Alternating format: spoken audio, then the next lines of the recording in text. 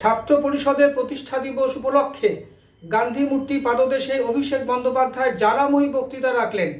তার বক্তব্যে উঠে এলো অনেক কথা। তিনি বললেন, তিনি কথা দিলেন সবার সামনে যে আগামী বছর 28শে আগস্ট এই গান্ধী মূর্তি পাদদেশে আবার আমরা মিলিত হব, যখন চতুর্থবারের জন্য মমতা বন্দ্যোপাধ্যায় সরকার করবেন। আমরা এসে এখানে জয়ধ্বনি দেব। আজকে সারা ভারতবর্ষে দেখা যাচ্ছে তৃণমূলের বিরুদ্ধে সবাই, বিজেপি থেকে আরম্ভ করে কেন্দ্রীয় সরকার, ইলেকশন কমিশন, সিবিআই, ইডি, বিচার ব্যবস্থা, এমনকি সংবাদ মাধ্যম পর্যন্ত আজকে তৃণমূলের বিরুদ্ধে। কিন্তু তৃণমূলের পক্ষে কারা? না 10 কোটি বঙ্গবাসী আজকে তৃণমূলের পক্ষে আছে বলেই মমতা বন্দ্যোপাধ্যায় আজকে চতুর্থবার সরকার করতে চলেছেন।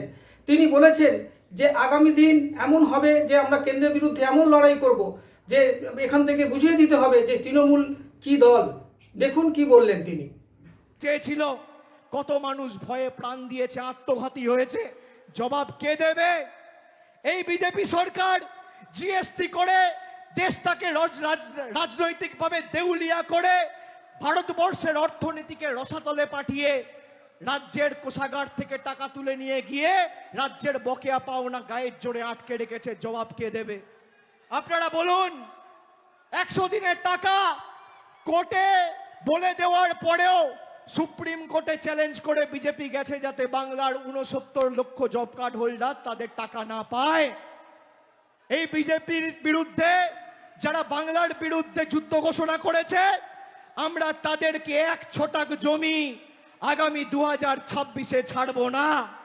সরকারের তরফ থেকে আমাদের পাড়া আমাদের সমাধান কর্মসূচি শুরু হয়েছে, যেখানে 10 লক্ষ টাকা প্রত্যেকটা বুথে আমাদের সরকার প্রত্যেক বুথের জন্য বরাদ্দ করেছে। সারা বাংলা জুড়ে 8,000 কোটি টাকা দেওয়া হয়েছে। যে নরেন্দ্র মোদীর সরকার বলেছিল আত্মনির্ভর ভারতের কথা, আমাদের মুখ্যমন্ত্রীর নেতৃত্বে স্বনির্ভর বাংলা কি আমরা বাস্তবায়িত করে দেখিয়েছি। আগামী দিনও আপনারা বন্ধ করবেন, আমরা চালু করব। আপনারা ভাঙবেন, আমরা গড়ব। আপনারা শিক্ষা দেবেন, আমরা গর্জে উঠব। বাংলা আপনাদের কাছে আত্মসমর্পণ করবে না, বাংলা আপনাদের কাছে মাথা নত করবে না, বাংলা আপনাদের কাছে বশ্যতা স্বীকার করবে না।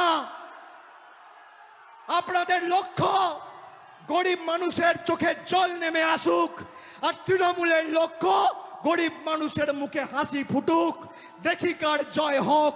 আজকে যুদ্ধের জয়ধ্বনি, আজকে যুদ্ধের দামামা বাজলো, আর আগামী 28শে আগস্ট এই গান্ধী মূর্তির পাদদেশে আমাদের চতুর্থবার সরকারটা মমতা ব্যানার্জির নেতৃত্বে হওয়ার পর জয়ধ্বনিটাও এখানে দেব। কথা দিয়ে গেলাম। আপনার কত ক্ষমতা আপনি আটকে দেখাবেন? আমরা আগের বার একটা ছোট্ট কথা বলি, দাঁড়াও।